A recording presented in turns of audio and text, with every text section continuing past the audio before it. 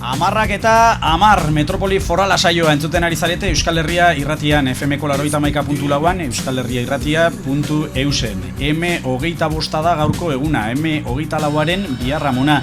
Aldaketaren egunaren bihar amuna. Jarraian mai ingurua eginen dugu eta sarrera datuetan oinarritua egin genezake, baina pasadizo batekin hasiko naiz. Gaur gure etxean gozaltzen ari ziren gure alaba eta gure alabaren ama. Irratia piztuta zuten eta aldaketa gora eta aldaketa behera ari ziren. Talako batean gure alabak 7 urterekin galdetu dio bere amari. Ze aldatu da, nik ez dut deus somatzen. Beraz, akaso galdera horrekin hasen dezakegu gure gaurko solasaldia. Lusuzko 4 gonbidatu ditugu eta ez 3 lehen aurkeztu aipatu ez dudanez.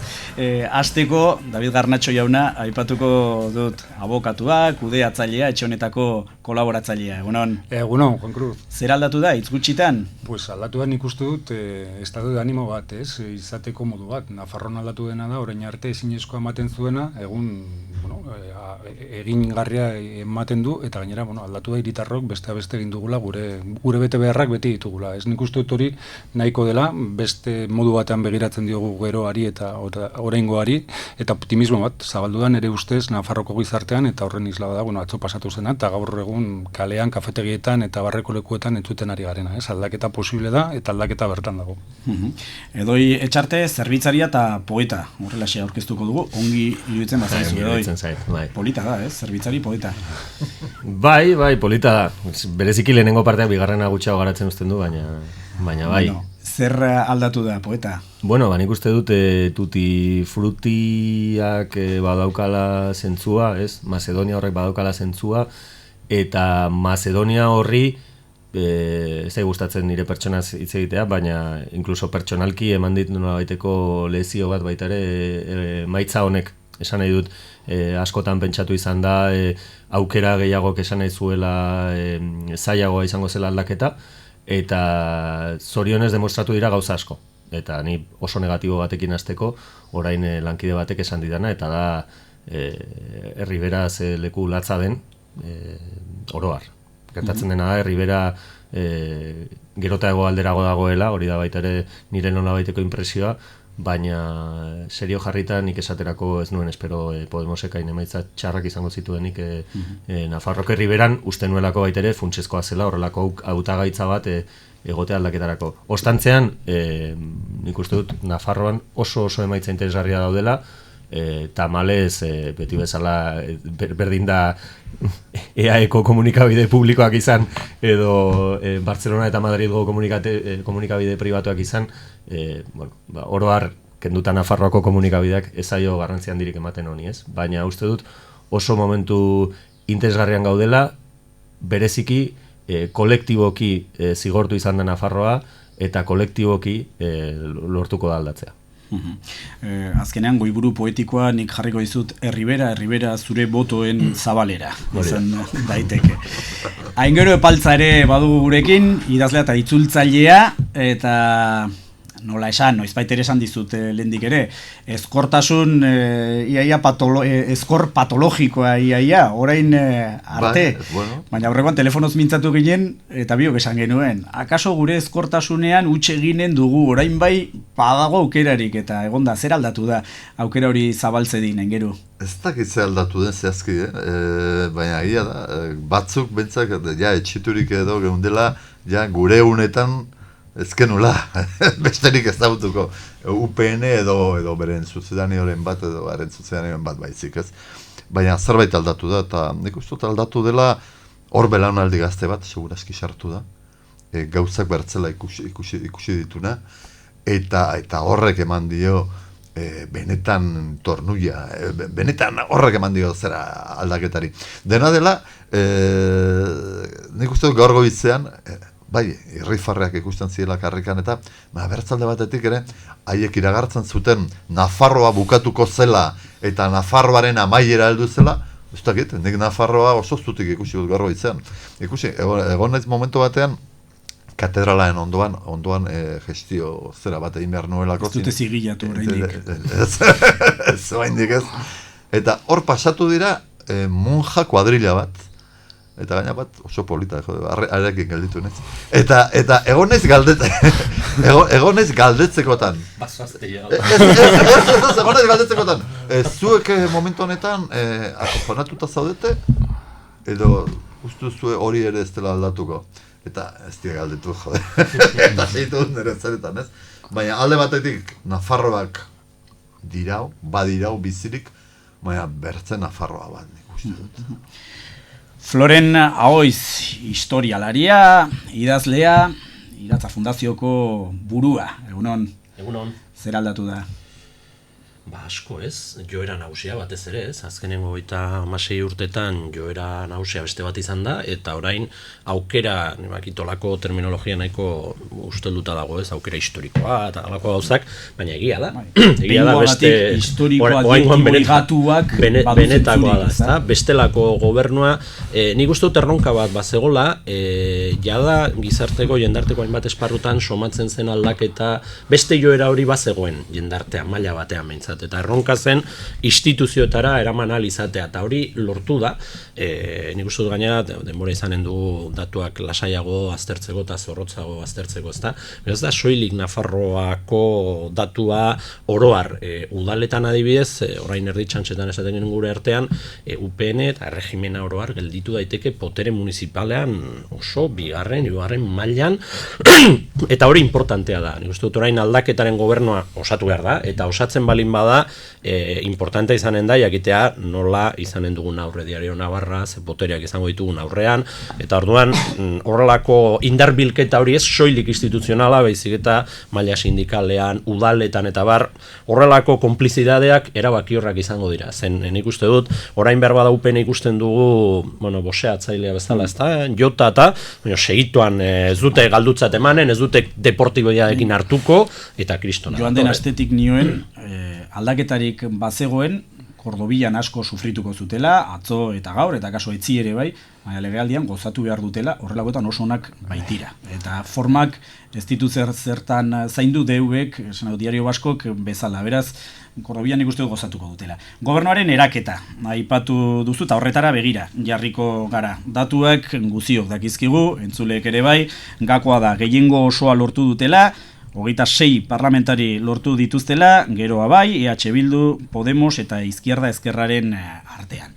Atzo hemen analisiak egiteko tenorean, Patxi Zabaletarekin, Fermin Erbitirekin, Carlos Biltxesekin, nik uste oraindik erabaldurra hartu gabe oso zuhur mintzo ziren, ezta? Nola eratuko zen gobernua, benetan asmatuko zuten lotzen, ze formula izan zitezkeen, irudipena daukat, gure saioko lehendabiziko orduan egin ditugun elkarrizketak oso argigarriak direla. Izan ere, aukera bada lau alderdi horien edo indar politiko horien artean gobernu alternatiboa eratzea, eta gero, badirudi, erregimenak bazuela B plan bat, ezta? Gehiengo osorik lortzen ez bazuen, PSN pasatzea aldaketaren blokera, eta baldintzatzea, aldaketa hori, baldintzatzea gobernuaren eraketa, eta aldela EH Bildu kanpoan uztea. Elkarrizketak egin ditugu, aldaketaren aldeko alderdi guziekin, besteak beste, eta hor, Podemosen izenean Santos, eta EH Bilduren izenean Araiz oso garbi mintzatu dira, PSN oposizioan dakusate, eta ez dute ikusten zirrikiturik PSN-erekin inolako akordiorik lotzeko. Beraz, David Garnatxo, gobernuak lau hanka eukiko ditu? Nik uste dut gobernua alik eta zabalena izan behar duela. Eta horrek ez du esan nahi, lau, bost hanka, bat, bi edo hiru izan beharko duenik. Lehen aipatutako arriskuen artean, Diario Navarra eta hemen orain arte egon diren, nik uste dut aldaketa radikala izan behar duela. Horrek ez du esan nahi, batekoa izan behar duenik. Nik uste dut denbora eta nolakoa izan beharren aldaketa hori, gauza ezberdinak direla, edo berdinak ez direla kasu honetan. Posible da PSN-eri gabeko gobernu bat egitea, eta posible da gobernu hori gehiengoarentzat edo Nafarro guztientzat gobernatzea. Hala eta guztiz ere, nik uste dut, lau alderdi horietatik haratagoko joera bat izan beharko lukeela gobernua. Ez behar bada, bere konposizioan baizik eta zenolako mesua zabaltzen duen. Baina nik uste dut, eta berriz ere, alik eta zabalen izan behar duela. PSN, arazoa da PSN ondarreko 35 urtetako PSN dela, ez? Eta Nafarroan inon, baina PSN okerragoa izan dela, eta eskuinarekin bat egin duela. Baina zabaltasunakin jolastu behar da, eta zabaltasunakin jolastu behar da, besteak beste aldaketa hau, buelta ezina izan ez dadin hemendikan 4 urtetara. Gero epaltza, gaiztakeria bat eginen dut. Esan diate, hauteskunde gauaren berotasunean, jada emaitza egoitza gutxi gora bera betikoak zirelarik, zuk oso argi zenekusala, Usue Barkos presidenta, edo lehendakari, ez da nola ikusiko zenuen, eta Joseba Siron alkate. Bai, nik uste dut gauzak berez hola heldu direla, ez? Dena dela, nik uste dut, botere ban, ez dakit botere banak, eta orain momentu honetan gauza txarra litzateke, eta ejemplu txarra emanen genuke edo, emanen lukete, batean denok tartatik, zein den puxkarik handiena hartzera, baina gauzak alako itxura dute. Gero ni erabat ados, Davidekin, erabat ados. Nik uste dut PSNek gobernutik kanpo egon beharko lukela higiene kontu batengatik baizik ez bada ere. Baina egia da gobernuak ere gobernatu beharko lukela PSNek nola edo hala ordezkatzen duen Nafarroa horri begira. Orain heldu den gobernuak ez luke behar gobernu frentista bat izan, guk izan dugu gobernu frentista bat, eta badakigu zer den. Horregatik baizik ez bada ere, jakin beharko genuke bertzela gobernatzen, oso eskuzabalak izaten, gure artean konplizitatea mintzatu zara. Konplizitatea, nik uste oso importante izan beharko litzatekela, hainbaten arteko gobernuak normalean guk ikusi izan ditugu oso gobernu problematikak izaten direla. Gobernu sailka banatzen direlako gauzak eta sail horiek beti oso sektarioak izaten direla haien artean. Nik uste dut oso beraien arteko konplizitate handia zen beharko litzatekela, baina gizartearekiko konplizitate handia izan beharko lukela gobernu horrek. Orduan oso gobernu soziala, nik uste dut, gainera aldaketa, etorri baldin bada, aldaketa ez du euskaltasunak ekarri, edo neurri batean bakarrik. Gero mintzatuko gara horretaz, egin nahi bai nuen aldaketa, nik uste dut, gizarte kezkak ekarri duela bereziki aldaketa, eta horri erantzun beharko liokela. Floren, nik erregimenaren B-plan deitu dudan hori gauzatzeko arriskurik ikusten duzu? Ez dirudi, ez da? Zaila dirudi. Momentum batean aipatzen zen behar bada PSNek izango zuela horrelako giltza paper bat, ez aukera, zenbakiek ez diote ematen. Nik uste dute jendeak, aingerok esaten zuen moduan, jendeak osatu ditu gehiengoak bai Iruñeko udalan eta bai Nafarroako gobernuari begira, jendeak zen herritarrek kopuroek ematen dute, nola ala formulatu zen kanpainan, eta nik uste dut indar politiko, bintzat aldaketaren indar politikoak emandako hitzaren esklaboa dira, zentzu honean, ala formulatu da, eta ala egin beharko litzateke. Nik momentu honetan ez dut PSN-eren inguruko parte hartzeari begira ez dut bate aukerarik ikusten. Beste gauza bada, eta nik uste dut hori EH Bilduk ere Gipuzkoan ikasi duela, edo ikasi beharko zuela, gauza delikatoa da lortzea zure arerio eta etxai guztiak biltzea. Denak biltzen balin badira negozio txarra.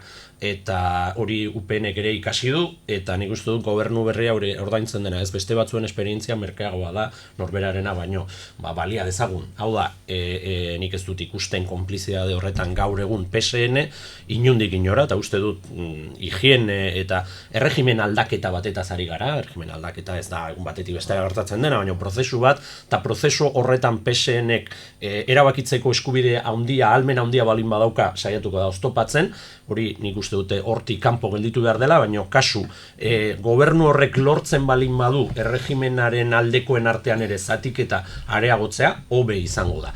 Hori oso zaila izango da orain, baina nik uste dut zerumuga horrekin ibili behar dela, zen aldaketa esperientzia batzuk egon dira beste toki batzutan, ni oso ezberdina zen, baina jar dezagun Galizako esate baterako, eta batzutan legislatura baten iraungitze prozesua data izaten dute, eta hori bai katastrofikoa izango litzateke. Hau da, aukera baliatzeko. Ez lehenbiziko aukeran besteek berreskuratzeko. Hemen egin behar da plan sistematiko bat, benetan erregimen aldaketa hori errotzeko. Eta nik uste dute elemento positiboa daudela, hauteskunde sindikalak, administrazioan, beste jendartean hemen hainbat esparrutan aldaketa badago, aldaketarako basea badago, baina ongi kudeatu behar da, eta bai abertzale ezkertiar progresista ardatz edo nasketa duztarketa horretan ongi erreparatu behar zaio, esanguratsua da Iruñetik bera lortutakoa, eta horrek zerbait esan nahi du, behar bada igual gehiago espero ziteken mendialdean eman ez duna, orduan gauza horiek aintzat hartu behar dira eta ongi interpretatu behar dira. Bestela, gobernu berri horrek base sozial zabala behar du, oso zabala, eta hori ez orain lortzeko, baizik eta 4 urtez irauntzeko.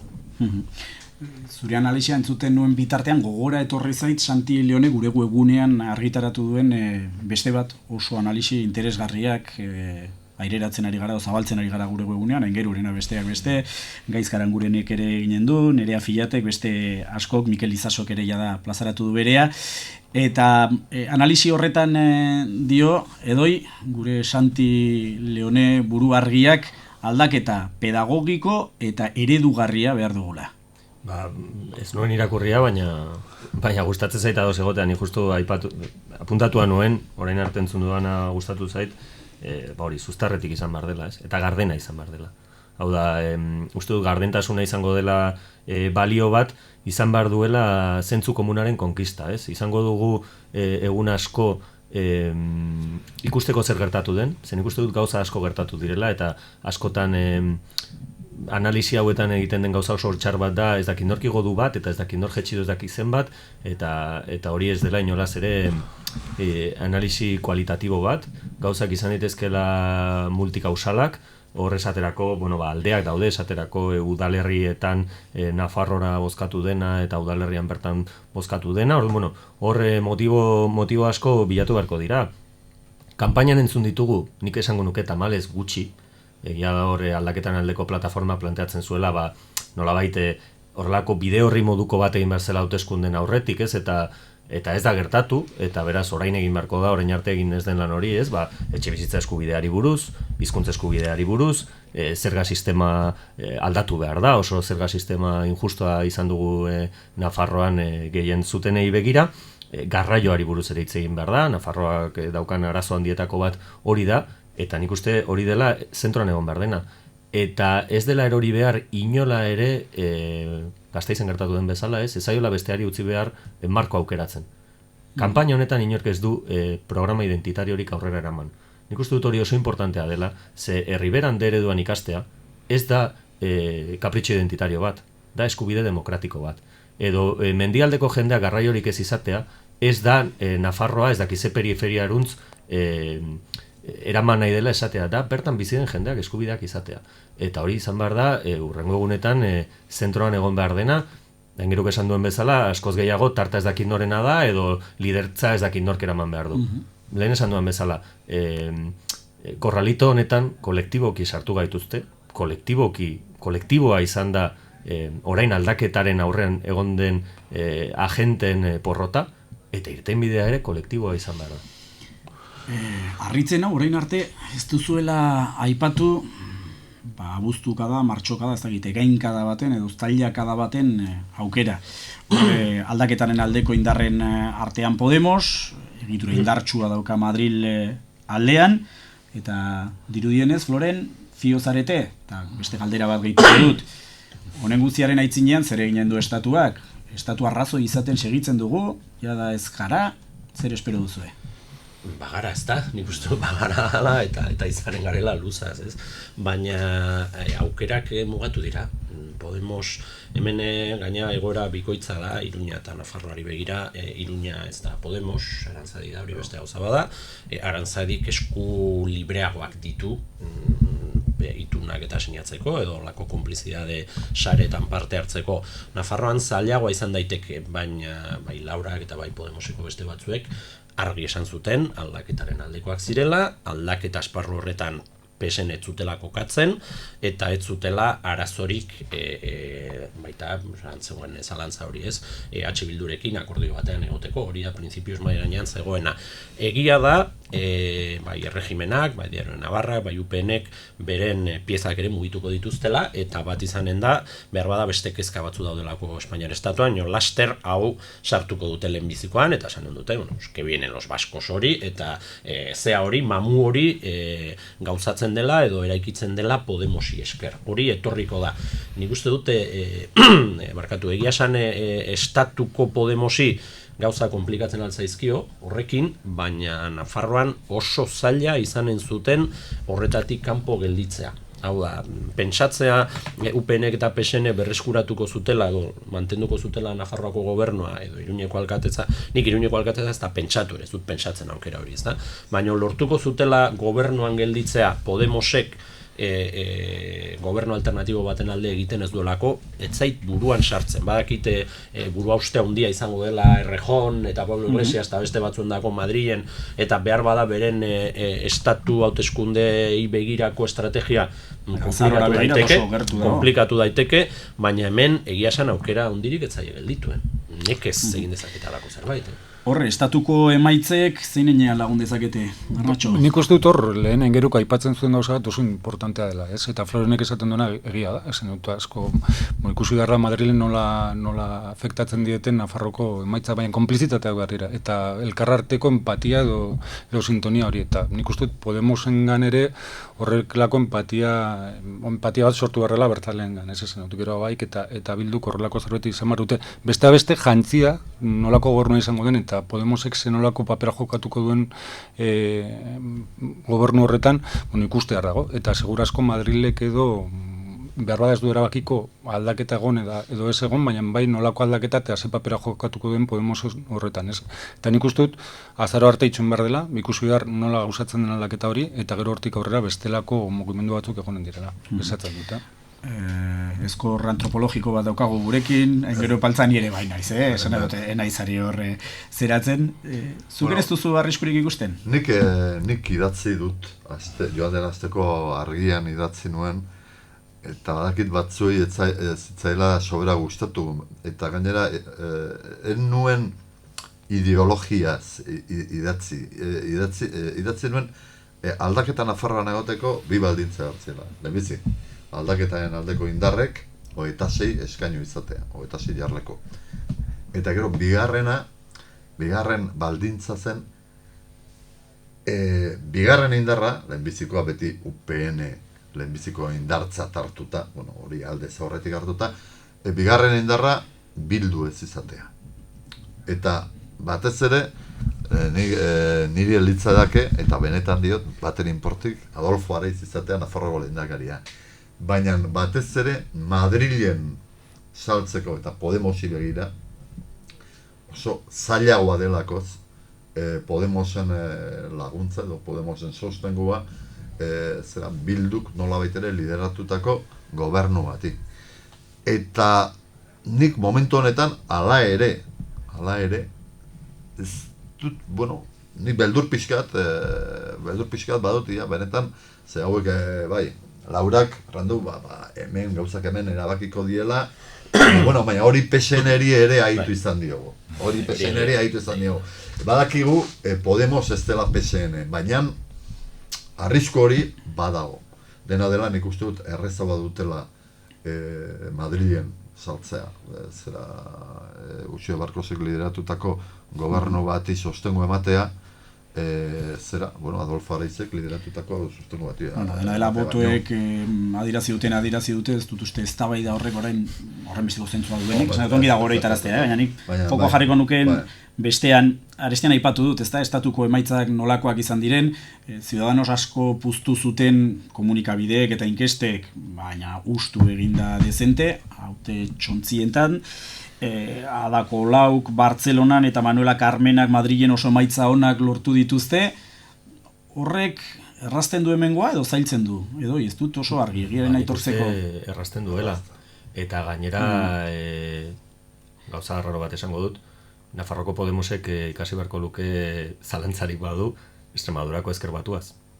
Ezker batuak eman zion Monagori Extremadurako gobernua eta gelditu da kanpoan. Hori batetik, bestetik deus ikusteko horik ez duen zerbait, eta nire zaite esaldi hau esatea bat ere gustatzen, baina demokraziarentzako oso albiste ona da Ciudadanos ez egotean Nafarroako legebiltzarrean, eta ez bakarrik kontu aritmetiko batengatik. Hori ikusi dugu esaterako Gorka Maneiro batek bakarka zenolako zarata atera dezaken eta zenbat zaildu dezaken Eusko Legebiltzarreko dinamika orokorra eta baldintzatu eta horrelako radikalkerietara behartu beste batzuk.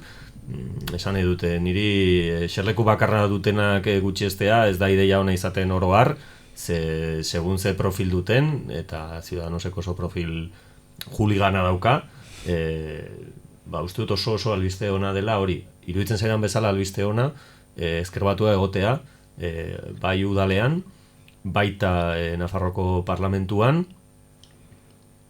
eta gare gehiago esango nuke, eta bereziki Nafarroko parlamentuan sartu diren lehenengo biak. Hau ere esaten dut, ze entzun ditugu baita ere joan den astean nahiko gauza mingotsak akordiotara iristeko, bereziki batzarreren sektoreko jendearen gantik ez, eta hor gertatu da Antxoainen azkenean gertatu dena baita ere. Orduan hori ere nik uste dut nabarmentzeko modukoa dela, baina ez dugu hitz egin, baina Burlatan oso emaitza interesgarriak egon dira, Iruñea auzoz auzo ikusita oso interesgarriak, Berriozar, Zizur, esan nahi dut, banan joan da, Atarrabia, Iruña herria, ez dezagunaz dela baita ere, nolabait esatearren, UPyD, Ciudadanos eta horrelako alderdiak oso, eta alderdi popularra bereziki indartsu daudenekuak, ez dezagunaztu Nafarroan alderdi popularra galdu dela bere bozen 53%. Eta Pablo Zalbak segituko duela Brusela aldea. Eta hori ere oso albiste ona da, esan edut... Ez Pablorentzat. Nik kariño berezia dut, diot, Estrasburgora joan ginen Euskal Herria Irratiaren egoera azaltzera, eta Pablo Zalba etorri zen guri kontra egitera, eta arrezkeroztik, oso sentipen bereziak, bereziki maite du. Nik esango nuke Pablo Zalbaren gauza on kasi bakarra dela, bera naia dela oso persona entrañablea, eta HT-aren kontrako mobiletan oso implikatu. Oso polita da. Bueno, tira, Kordobiatik filtrazione bat iritsi zaigu, eta horren arabera ezkutuko programa bat hitzartua daukate dagoeneko, gero Abaik, EH Bilduk, Podemosek eta Izquierda Ezkerrak, eta horren arabera jota, prozesioa, entzierroa eta patxarana debekatuko dute, presidentetza kargua Zuzue Barkos jabetu bezain pronto. Kontu identitarioa, mamu identitarioa, astindu dute gogotik kanpainan. Eta gogoan dut, hain gero epaltza, zutabe batean, aurreko batean, zenioela zure idurikoz, euskara eta kontu identitarioarekin tentu zibili behar dela eta emeki egin behar direla gauzak. Uste dut, ala behar duela. Guk euskaltzaleok, baditu amets batzuk, betidanik izan ditugu helburu batzuk. Horiek ez dakit noraino, baina ez ditu beharko ditugu. Oso ongi, nik uste dut orain hortan bai behar dugula Nafar gizartearen konplizitatea, eta hori lortu behar dugula, eta gauza batzuk, igual, zuk aipatu duzu, gobernu honek iraun behar du. Jokatu behar dela, denbora bagenu bezala. Nik behin Koldo Izagirrari aitu nion, Koldo Izagirrari edo Tapiari, biak zeuden, ezenategian. Eta, euskaren kontuan, Nafarroaekin, jokatu behar dela, igela ur barrenean sartzen denean bezala. Ez, gutxika egosi. Baina ez igela bota behin ura borbor ari dela. Ze igelak salto inen du eta aterako baita. Eta ematen du gauza makiabeliko bat. Ez da oso metafora atsegina, baina oso argigarria. Egia da, gauzak oso pixkanaka egin beharko ditugula inorez astoratzeko. Ez gaitezen gauza batez, ni peperen porrotaz ikaragarri postu naiz gauza honitzen gatik, baina bertze, haiek ere proposatzen zutelakoz, euskara bat ere kontuan ezartzeko zeretan. Eta nik bere pentsatu duen, baina noiz hartzen da kontuan, hori lehenbiziko gauza, baina bigarrena... Zerbait galdu dut. Baina bigarrena, irutu zitzen, pentsatzeko moduko gauza. Haiek uste dute horrela botoak irabaziko dituztela. Horrek erra nahi du, Nafarroako gizartaren sektore handi batek adierazten du nola ikusten duen euskara, ez? Orduan horrekin ikustut kasu eman beharko dugula. Kontu identitario ez ari gara, hizkuntza aipatu dugu, baina abertzaletasuna ere aipa dezakegu. Langa historiko bat, gainditu du boto abertzaleak, 1.000 boto emaileena, ikaragarria da. Hortik abiaturik, aldaketa honetan, Floren, lurraldetasunari, markoari, estatusari dagokionez, gutxienekoa zein da, zure idurikoz? Noraino iritsi behar da, nondik ez du pasa behar? Bueno, nik uste dut euskararen gaiakin bezala gauzak ez da enbeste zer nahiko genuken, baizik eta zer egin daiteken gauzak benetan 4 urte pasata gelditzeko alden neurrian, ez? Nik uste dute Nafar gobernuak planteatzen ari garen terminotan osatzen balin bada, markatu 2 motatako erronkak izanen ditula. Bat, larrialdiari begirakoa, eta nik uste dut hori, bai etxe bizitza kontuan, zerbitzu publikoen defentsan, auditoriaren gaia, alako gauzak daude mai gainean, eta nik uste dut gobernuak prisa batzuk izango ditula gauza batzuk egiteko. Baina bide batez, gobernu, orain modan dagoen gobernu multitarea behar dugu. Hau da, horretan ibiliko dena, baina nik uste dut gobernu osatu behar duten indar politiko ere adostu behar dutela epe luzeko estrategia bat. Eta epe luzeko estrategia hori da nola desmontatzen da demokratikoki eta gehiengoekin erregimen bat. Eta hori ez da egun bateko kontua, hori denbora behar da, oinarriak badaude, zen ez da bakarrikan parlamentu mailako gehiengo aritmetiko hori, udaletan posizio oso ona da, botere municipala horren alde jarriko da, jendartean ere aukera daude, hori ongi egin behar da. Orduan plangintza horretan ikuste dut estatusaren gaia nolabait adostu behar dela eta planteatu behar dela. Hor, indar politikoen artean diferentzia handiak daude, baina nik uste dut irudimena mai gainean jarri beharko dela, aukerak badaude, eta bueno, nik uste dut estatusaren inguruko eztabaida, lehen edoik esaten zuen euskararena, nik uste dut beste terminoetan planteatzen ari dela, ez ohiko termino identitarioetan, baizik eta termino demokratikoetan. Eskubidea da, euskara eskubidea da, Nafarroak ez du bere estatus politikoa demokratikoki erabaki, kontuaz da abertzale, euskaltzale, espainiar, nafar, patxarantzale zer garen, baizik eta logikoa dela, etorkizunean hori mai gainean jartzea, eta Nafarroa izatea, hainbesteetan aditu duguna, ez, Nafarrok nahi duguna. Eta hori ere mai gainean jarri behar da. Ez da erresa izango, baina aukera badago, eta ez dakigu askoz aukera gehiagorik izango ote ditugun, ez da? Orduan nik uste dut baliatu behar dela, baina ez da bai da ja beste terminotan ez jarri behar da, jarrita dago, baita euskararena, eta nik uste dut, esan daiteke, besteak beste, nik uste dut hori aztertu behar dela, UPNek ez du asmatu bere kanpaina. UPNek ez du asmatu. Helburu politiko argia zeukan, gu 26ra iristea eta porrot egin du. Eta nik uste dut horretatik ere ondorioak atera behar. Irudipena daukat aldaketaren arragoa faktore askok berotu dutela 78ko erregimenaren gainbehera, kudeatzaile onaren mitoaren eztanda, krisiak berak edo tokomutxoak berak, baina bago beste faktore bat akaso gutxitan aipatzen ari garena, eta honekin guziarekin, kontu identitarioekin lotura zuzena duena. Etak duela 3 urte utzi zion atentatuak egiteari, Arnatxo.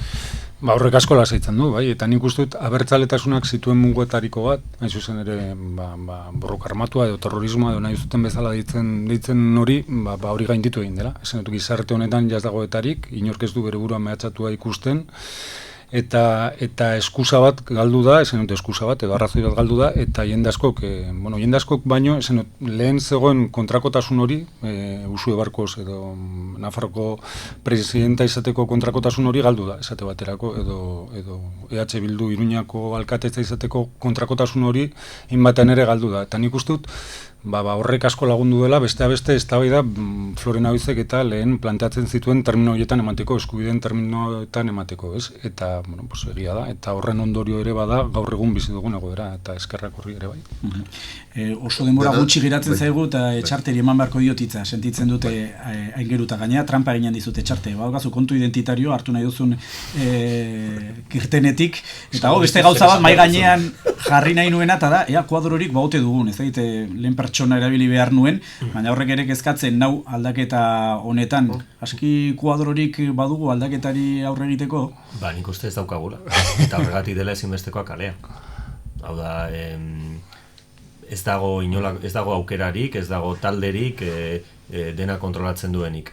eta unibertsitatean ikasi dugunok, inoiz sensazio txarrak izan baditugu irakasleekin, da ez dakien irakasle bat autoritatea daukana.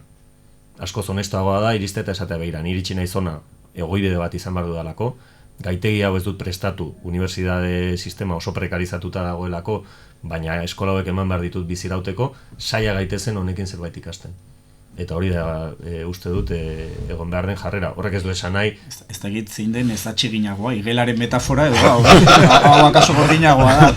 Bai, nik uste dut zintzotasuna maila horretan izan behar dela. Eta segurazki gainera, demagun, Iruñea, hirigintzari buruz, problema ez da hautatu den jendeak ez dakiela, hautatu den jendea Iruñerreko jendea da. Problema da, segurazki, etorri barko dela jendea, Bartzelonatik, eta ez dakit nondik, esatera begira. Etxe bizitza prezioa ez dakitzen bat igotzen ari da, zer egin daiteke? Etxe bizitza prezioa jaisteko.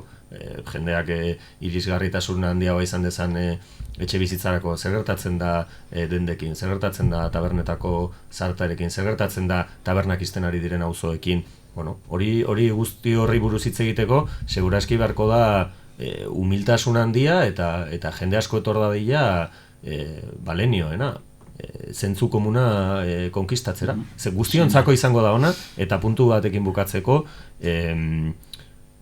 kontuz, ze boto asko egon dira oso interesgarriak hauteskunde hauetan. Nik ezagutzen du jendea abertzalea dena Podemos bozkatu duena, eta ezagutzen du jendea, perdona, no entiendo esaten dizuna, Bildu bozkatu duena. Eta ez bat edo bi. Beraz, horrek esan nahi du, bloke hori oso ondo zaindu behar dela. Ederki, bada Edoi Etxarte, Aingeru Epaltza, Floren Ahoiz eta David Garnatxo. Benetan uste dut oso solasaldi mamitsua izan dela eta argigarria. Hori horrela, esker mila eta sarri arte. Zuri. Agur.